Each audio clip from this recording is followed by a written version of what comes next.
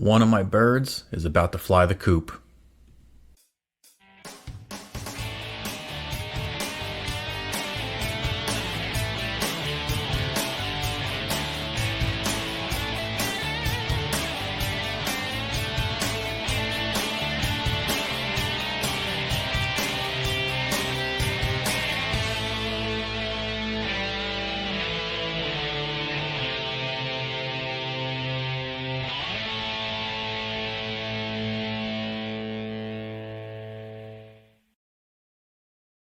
What is up, everybody? Welcome back to the Guitar Gear Trader channel. I am Steve, and today I want to talk to you about one of my birds that's flying the coop, and of course I'm talking about a Gibson Firebirds.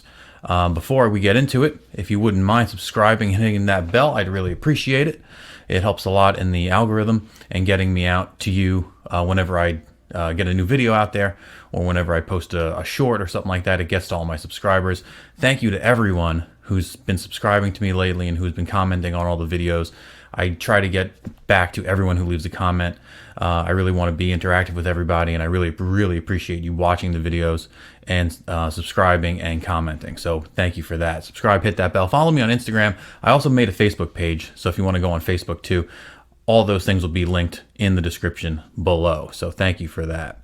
So today we're going to talk about one of my all-time favorite guitars, and it's the Gibson Firebird. I have been in love with Gibson Firebirds since I can remember starting to play guitar back when I was 18, 19 years old. And I was always fascinated by how cool they looked, how stylish they were. And I always wanted one, and I got my hands on an Epiphone one when I was a kid. I got myself one of those big cherry red Epiphone Firebird 7s. And I loved it. It was fun. It was a real good time. It's very different from every other guitar. Firebirds are not like Les Pauls. Firebirds are not like SGs at all. They're very different animals. I tend to really gravitate towards Firebirds and Explorers and Flying Vs. I think it's because of the neck shape on these guitars. And I also think it's a combination of the humbuckers in them, as well as the woods that are used for these guitars. Now, not all of them have humbuckers, and we're going to talk about that in a minute.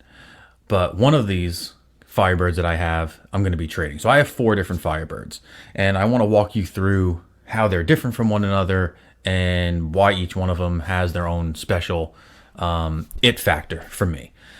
And how there's one Firebird that I just cannot connect with.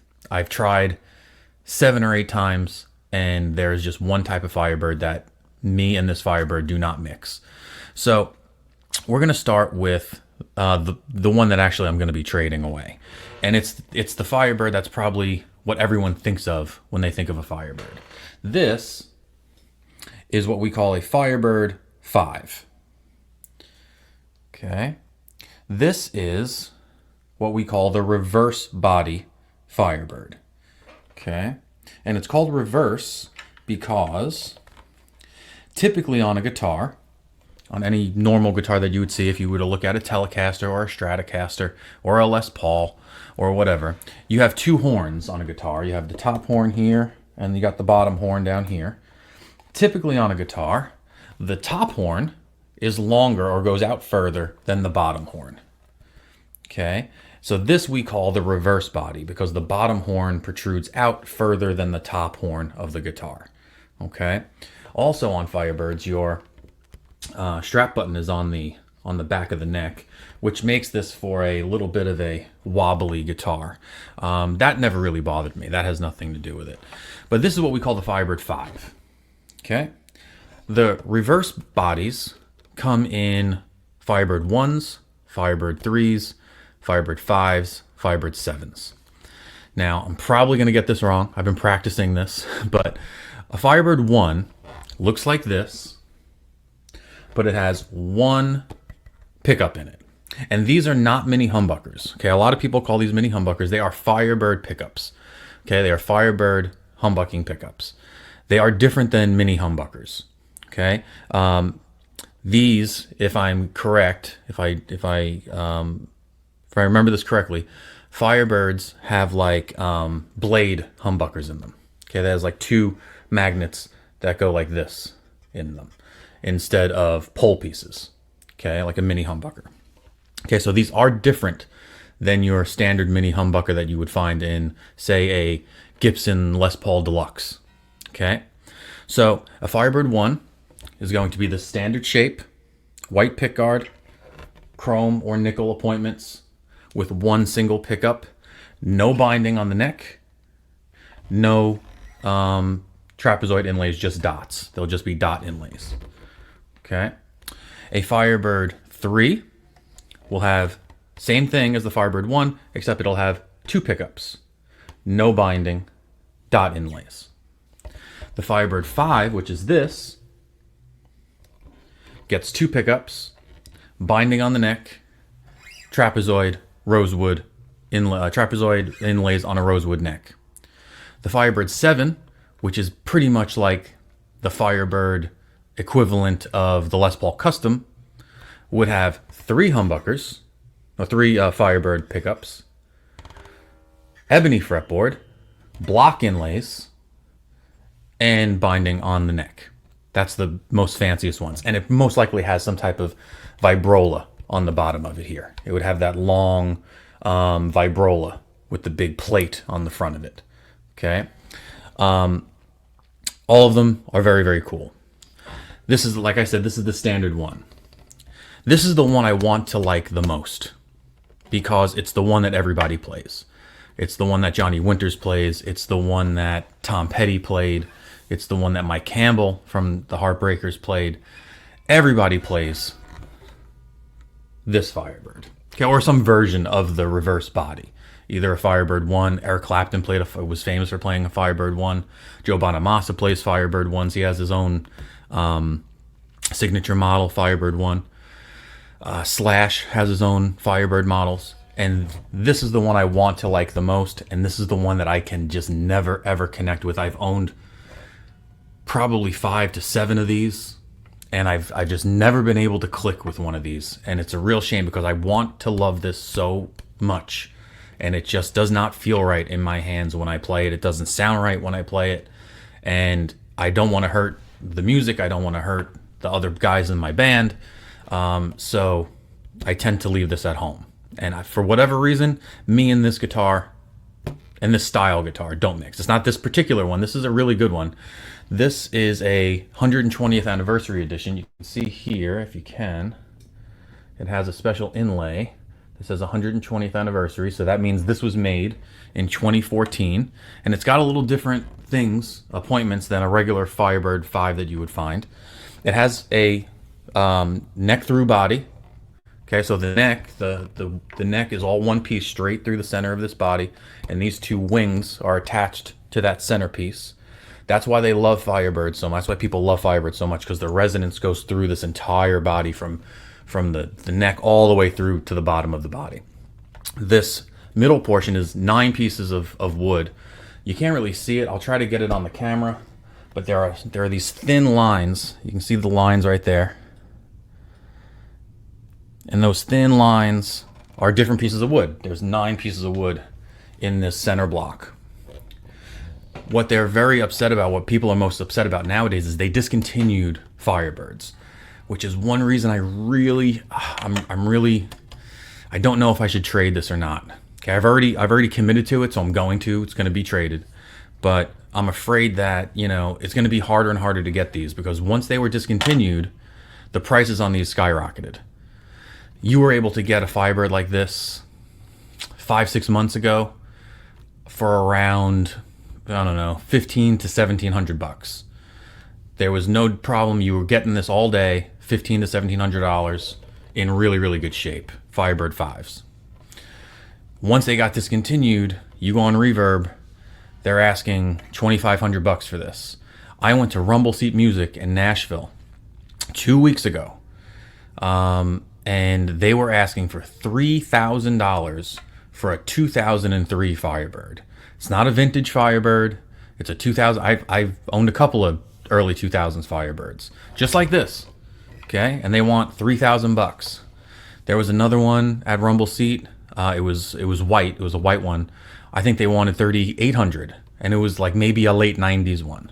Okay, nothing special, right? It was, well, not that what I think is anything special. So I'm afraid that these are going to go up a lot higher in value.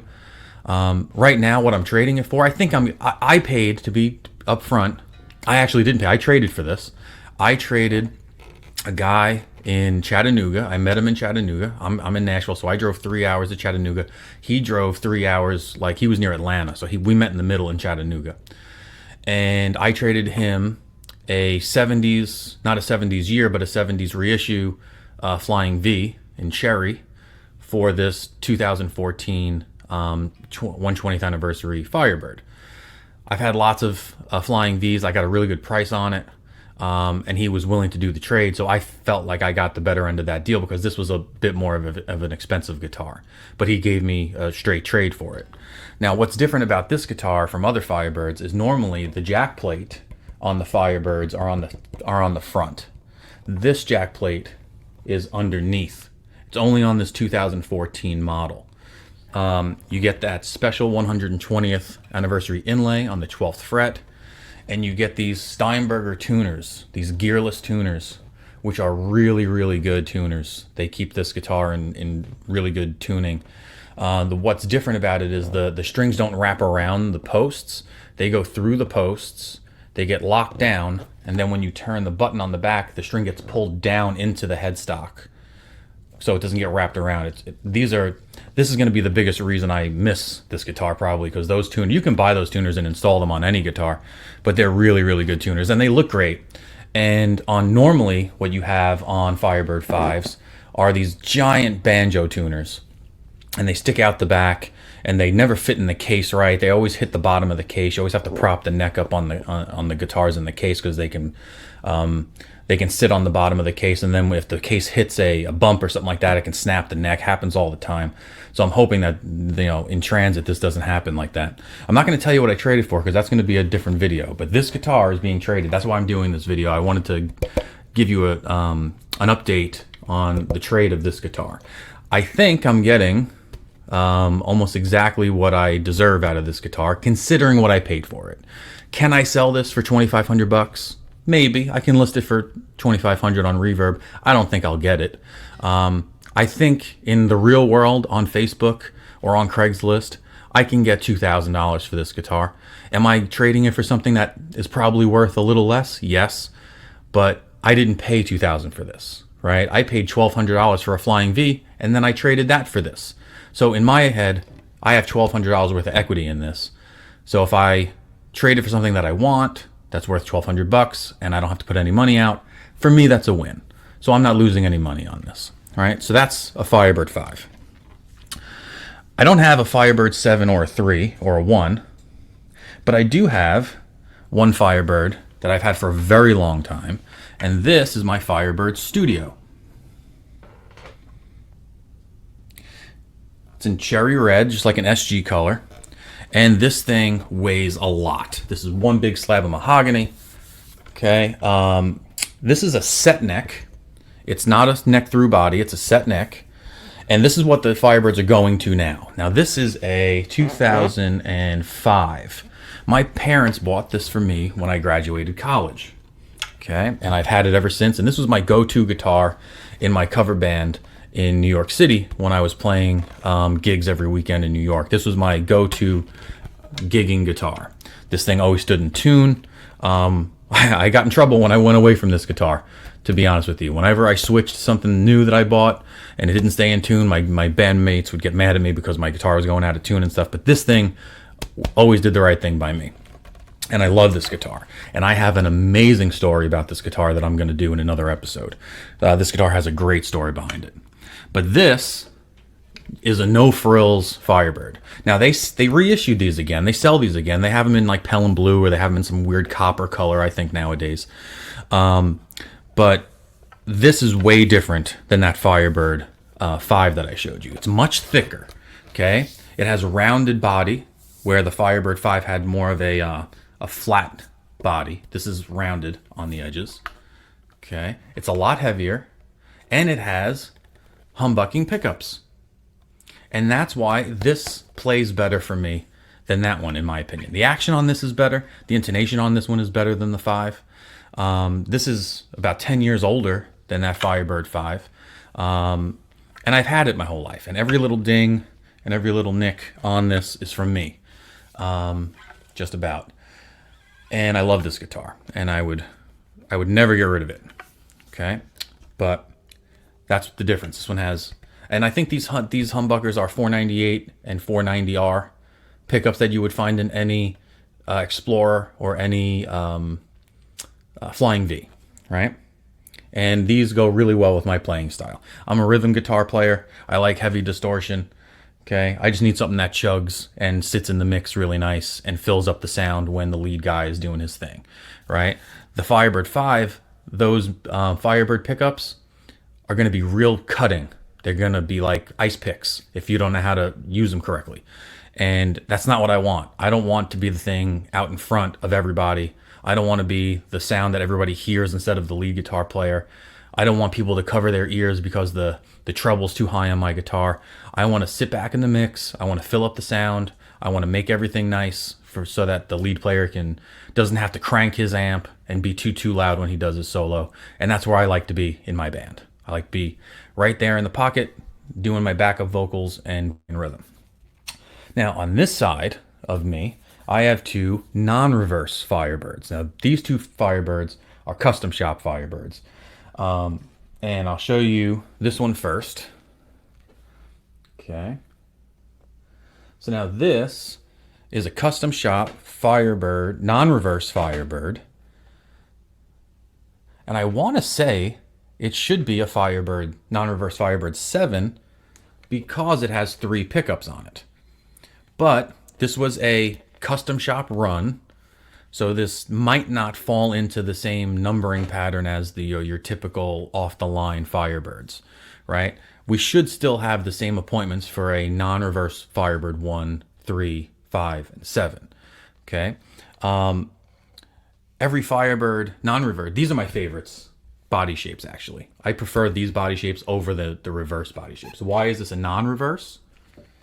Well, the top horn goes out more than the lower horn does. Just like a Strat or just like a Tele or a Les Paul, this top horn comes out further than your bottom horn, and you can put your strap right there. Okay. Again, a non-reverse Firebird is going to be, they're called offset guitars, right? These are called offset guitars. Just like a Jaguar or a Jazzmaster, they're going to have offset shapes. Okay. I wanted this for many years. When this first came out, I remember seeing this when it first came out, and I had never had a Firebird ever at the time. And I want to say this came out in 2008, and they only made it for a year or two. So there's only a couple of hundred of these floating around. So it's a fairly rare guitar, especially in the P90 pickup range. Now this guitar is not all original. If when you saw this originally, this would have black pickup covers. It would have had black knobs, black reflector knobs, and yeah, that's the only difference there with that. The person I bought it from put on the cream covers, put on the gold reflector knobs, and I personally think this looks absolutely killer. I think it looks so much better than the black. The black stood out like a sore thumb. I thought the black cheapened the guitar up, but the gold appointments, the gold knobs, the cream pickup covers, in my opinion, look way better. However, I do think this guy messed up the pickup configuration, because when I test these pickups and I turn them on and I flip the switch, I don't think they work the way they're supposed to work. If you have it down, okay, it's supposed to be just the bridge. Okay, you put it in the middle, you're supposed to have some combination of the neck in the middle or the bridge in the middle, and then when you have it up, it should just be the neck. And the only thing that's different is when it's down, it's only the bridge. When it's in the middle or when it's up, it does the same thing. So I'm assuming something's wrong with the wiring, and I have to bring that in. However, I really like it if I put it on the bridge and I turn this tone to about 7. This guitar is it makes the best sound in the world if you do it that way. So I think I'm just gonna leave it be and keep the tone on 7 on this pot and just put it on the bridge. Okay, just lower that tone on there. It gives it a really good crunch sound. These P90s, if you haven't played a P90 guitar, I would suggest you go out there and you get yourself a P90 guitar. They're hotter than a single coil, obviously. They're not as hot as a humbucker, but they get really crunchy and dirty. They're a little noisy, right? They're a little bit noisier than a humbucker. Obviously, that's what humbuckers are for. They're there to cancel out the noise. But a P90 guitar just feels so good and feels so raw in your hands. And this is one of my favorites. I haven't played this one live yet. The only Firebird I've ever played live was the studio that I showed you a minute ago, the cherry one. Okay, this neck on this guitar is like a Louisville Slugger. I don't think I have a thicker neck guitar in my collection than this one. These all sound amazing, but this neck is like a baseball bat. It really, really is like a baseball bat. But I love this guitar, and again, it's a Gibson custom shop.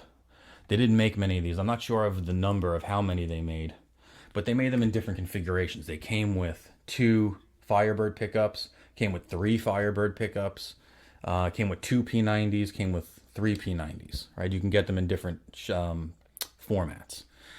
Now, my newest Firebird, remember I bought this, I didn't trade for this. I bought this one outright. And I got that for a pretty good deal because now they're going for about $1,000 more than what I paid for it. But this one, oh my God, am I in love with this thing. And I was afraid to buy this one. I really was. I was really afraid to buy this one because it has the Firebird pickups. So this is a custom shop Firebird 5 from the Gibson demo shop. Okay. You've heard me talk about the demo shop a bunch of times. I love the demo shop. Where do you find the demo shop? You go on Reverb, or you go to Google and type in Gibson Demo Shop Reverb, and it'll bring you to the shop. It's basically the seconds or the guitars that have slight mistakes in them somewhere, and they don't pass quality control at the Gibson, quality control line. I have seen so much worse guitars with finish problems and checking and dents and all this other stuff at Guitar Center or at Sam Ash or somewhere else, and they want to charge you full price. Gibson goes through these things with a fine-tooth comb. They find a very, very small, that you wouldn't even see issue sometimes in the finish or in the binding, and they stamp the back demo, D-E-M-O, or sometimes they stamp the back mod. This has a demo stamp. I'll try to show you. I don't think it's going to pick it up. It's right here at the tip. It says demo right there. Okay. You can hardly even see the demo word. And like I said, you can hardly see the imperfections. Sometimes it's worse, right? There are some guitars on there that have a big scratch down the side where maybe somebody was soldering something and they slipped and their watch scratched the guitar. That's not the majority. 99% of the guitars on there are going to look like they just came out of the factory. Plus, they're going to be set up by Gibson technicians. I've bought 7 guitars from the Gibson demo shop over the past 5 years. And every single one of them has come out of the case, ready to go, perfect action, plays great, would never send it back. We had a listener, his name was Jeff. He was on the live stream last week. I'm doing live streams every Sunday, so make sure you check that out. He was on the live stream last week. He sent us pictures. He bought one of the demo shop guitars that I featured on one of my shows, and he loves it. He absolutely loves the guitar. He can't wait, to play it, and he says it was set up perfect out of the box. I was afraid to buy this one. This one they wanted. Now, normally these guitars are like $4,500, right? And I don't have $4,500 to shell out. I do have a side gig, but I want to save some of it. And everything on here is standard for this guitar. But these are reissue 1965 non-reverse Firebird. That's what this is. So in 1965, this is the Firebird 5 that you would have bought at the store. And it's a reissue of that exact guitar. It's set neck.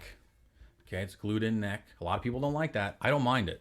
to be honest, the only one that doesn't play nice with me is the one that has the neck through body. Even this white one has a set neck on it. Okay? So maybe that's something that I don't like. Or maybe that's something that doesn't jive with me. But it's a set neck. Okay? It's got the 2 Firebird pickups. It's got the long, I think it's called a Lyre or Lyre, I don't know how you pronounce it. Lyre Maestro Vibrola on it, which I love this. That looks so cool. I have that on an old on a reissue SG. It's got the gold reflector knobs on it. Okay, and it's got what we call the platypus headstock. Okay, notice how everything here is flat. It's all flat on top. They call that the platypus headstock, and they're making new Firebirds now. So they discontinued the neck through body, and they're going to make Firebirds in a reverse shape. But instead of having the neck go through the body, like in this one, they're going to set the neck up here at where the body is. And everyone's very, very upset with that. But if you notice this headstock, there's a carve here. There's an indent. This black part is raised above the brown tobacco part. Okay? When it's flat, like this one, when everything's flat, there's no raised part here, they call that a platypus. So all the new Firebirds are going to have these headstocks, these platypus headstocks. Okay? But this sounds amazing. Okay? The intro to the show has the rhythm on that intro to the show is on a R7 Les Paul, and the lead parts of that are on this guitar. I use this guitar to do all the little lead fills and stuff, and you can tell by the intro I'm not much of a lead player, but it got the job done. And this guitar made it a lot of fun. So this is my newest acquisition. So that's really gonna wrap up this episode. I just wanted to let you know, and I wanted to put this guitar before I packed it up, because this right now this is going in a box and being shipped to Indiana. Now, this isn't a bad guitar. This guitar is great. I've come home every day since I've gotten it, and I try to play it every day. I try to sit down and play it every day, and I just don't know what it is. Every time I've had one of these, I don't gel with it, and I end up trading it for something else. And I want to love these so much. I want to just love these and bring them on stage and play them in front of people. But for some reason, they just me and this guitar just don't gel. And if they don't gel, they don't gel. You can't force it. And if I don't trade it, it's just going to be sitting here collecting dust, and I'm not going to play it. And that should never be what happens to a guitar. A guitar should always be played, should always want to be played. I shouldn't look at a guitar and say, oh man, I wish that was better, but I have to have it in my collection because I have to have it. Am I going to miss it? Absolutely. Am I going to keep playing? I'm going to keep picking these up and playing them, and I'm going to find one I like. I guarantee it. Before my time on this planet is done, I'm going to find one of these that I like. I've had 3 or 4 tobacco ones. I've had red ones. I've had black ones. I bought a black one real cheap. It was all black. And I met a guy down here in Nashville. Only in Nashville this happens. I met a guy that worked for Gibson for 30 years as a sprayer, as a painter for Gibson guitars. Gave him $500. He turned a black Firebird into tobacco Sunburst Firebird.